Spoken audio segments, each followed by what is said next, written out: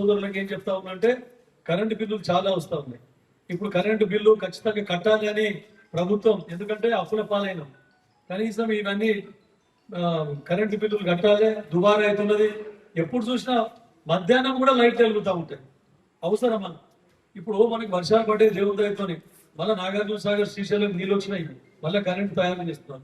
లేకుంటే మొన్నటి వరకు ఆడ శ్రీశైలంలో కరెంటు తయారు కాలేదు, నాగార్జున సాగర్ కరెంట్ తయారు కాలేదు, సింగూరులో కరెంట్ తయారు కాలేదు. మరి కరెంట్ తయారు కానప్పుడు రైతులకు అవసరం పడి కానీ ఇంటికి గ్రామాలకు అవసరం పడి కానీ కరెంట్ ఇవ్వాలని అంటే ఎంత కష్టమైతే ఆలోచించుంది. మరి కరెంటు వృధాగా పోతున్నది. మనం కరెంటు తయారు చేసిన ఒకెత్తు, ఉన్న కరెంటును కాపాడుకోవడం ఒకెత్తు. ఒకసారి మొత్తం ఇంటిలో లైట్లని వెలుగుతూ ఉంటాయి అని కనీసం ఏ రూమ్లో అవసరం ఉందో ఆ రూమ్లో లైట్ వేసుకోవాలి, ఏ రూమ్లో అవసరం లేదో ఆ రూమ్లో లైట్ బంద్ చేసుకోవాలి. తర్వాత కొన్ని గ్రామాలలో గుజరాపల్లి నేను చూసినాయి. ఆ రూమ్ ఇప్పుడు శంకరంపేట వస్తూ ఉంటే సింగిల్ ఫేస్ మోటార్ 2 ఇంచుల నీళ్లు ఒక అమ్మాయి చిన్న పిల్ల బట్టలు ఉక్కుతున్నది, బకెట్లో నీళ్ళు పోసుకొని బట్టలు ఉక్కుతున్నది. మోరీలో ధన నీళ్లు పోతూనే ఉన్నాయి కంటిన్యూస్ గా. అప్పుడే రిటర్న్ ఫోన్ చేసేదాన్ని, ఇలా చూడండి నీళ్ళు బంద్ చేయండి. మా నాగిరిగిద్ద మండలం ఏమో ట్యాంకర్లు పెట్టుకొని నీళ్ళు సప్లై చేస్తున్నాం. బోర్లు కొడితే బోర్లు పడతలేవు, ఉన్న బోర్లు ఎండిపోతున్నాయి.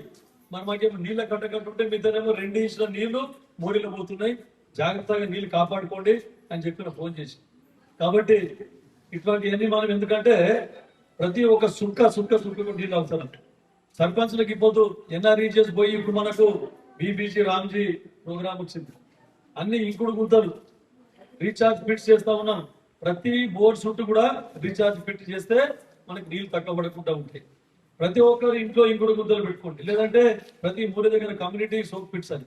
ప్రతి వ్యవసాయదారు మీరు ఒక గుంట 2 గుంటలు భూమి పోతుంది కానీ ఫామ్ పాండ్స్ ఏర్పాటు చేసుకోండి.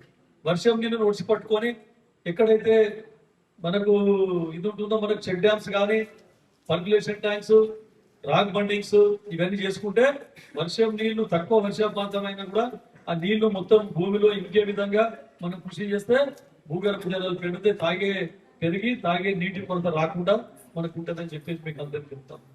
కరెంటు దుబారా చేయకండి, నీళ్లు వేస్ట్ చేయకండి. ఇక ఇంకోటి, ఏ గ్రామ పంచాయతీలో చూసినా నేను మొన్న రివ్యూ పెడితే ఆర్డబ్ల్యూఎస్తో, ఎందుకంటే కరెంట్ తాగే నీళ్ళు కూడా కరెంట్ అవసరం. ఆర్డబ్ల్యూఎస్ కరెంటుతో రివ్యూ పెడితే ఎక్కడ పోయినా అదే ప్రాబ్లం. మొత్తం వెళ్తున్నాయి కరెంటు, పగటి 24 గంటలు కరెంటు బుగ్గలు వెళ్తాయి. మరి ఎంత కరెంటు వేస్ట్ అవుతుంది మీరే అర్థం చేసుకోండి. దానికి 1,00,000-1,50,000 గ్రామ పంచాయతీ ఫండ్లకి పెట్టి థర్డ్ వైర్ ఒకటి, డిపార్ట్మెంట్ వాళ్ళు చెప్పిన మాట, థర్డ్ వైర్ ఒకటి మనం చేసుకుంటే మనం మొత్తము ఒకటేసారి ఆన్ ఆఫ్ స్విచ్ పెట్టుకుంటే పొద్దున 6 గంటలకు బంద్ చేసి సాయంత్రం 6 గంటలకు మళ్ళీ స్టార్ట్ చేసుకోవచ్చు. కొన్ని దగ్గర అయితే విచ్చలవిడిగా, ఎందుకంటే సోలారు ఇవి ఐమాక్స్ లైట్లు పెట్టింది. ఐమాక్స్ లైట్లు ఎందుకు ఏమో అవసరం, ప్రతి గల్లికి పెట్టి దాంట్లో ఎక్కువ లాభం ఉన్నది. దాన్ని వచ్చేదే మనకి 50-60 వేలకు వస్తుంది. దాన్ని ఐమాక్స్ లైట్ ఎక్కువ అంటే 70 వేలకు వస్తుంది. దాన్ని 1,00,000 బిల్ చేసుకున్నారు. 1,00,000 2 లైట్లు పెట్టవచ్చు, ఆ పైసల్లో 2 లైట్లు పెట్టవచ్చు. పోయింది అది ఏమైనా చేసిందేమో. దాంతో ఎంత కరెంటు కాలుతుందో మీరే అర్థం చేసుకోండి, ఎంత కరెంటు వేస్ట్ అవుతుంది. మళ్ళీ మధ్యాహ్నం టైంలో కూడా ఎవరు పని చేయరు దాన్ని. కాబట్టి అయినంత మట్టుకు మీరు ఒకవేళ కొంచెం కాస్ట్లీ అయినా కూడా మీరు ఐమాక్స్ లైట్లు పెట్టాలనుకుంటే దాంట్లో మంచి వెరైటీ, మంచి క్వాలిటీ సోలార్ లైట్లు వచ్చినాయి. సోలార్ లైట్లు పెట్టుకోండి. స్ట్రీట్ లైట్స్ కూడా సోలార్ లైట్లు పెట్టుకోండి. ఎప్పుడు అనుకుంటప్పుడు మనం సూర్య బంద్ అయిపోతే ఆటోమేటిక్ గా రాత్రి కాగానే స్టార్ట్ అయితే పొద్దున కాగానే బంద్ అయిపోతే సూర్యదర్శనంతో నడిచే లైట్. కాబట్టి దాని గురించి ఆలోచించండి. 1,00,000 పెడితే ఆన్ ఆఫ్ స్విచ్ వస్తుంది. మీరు ఒక సంవత్సరం లోపల మీరు కట్టే బిల్లు మొత్తం కూడా మిగిలిపోతుందని మీ సర్పంచ్లందరికీ కూడా నేను చెప్తా ఉన్నా.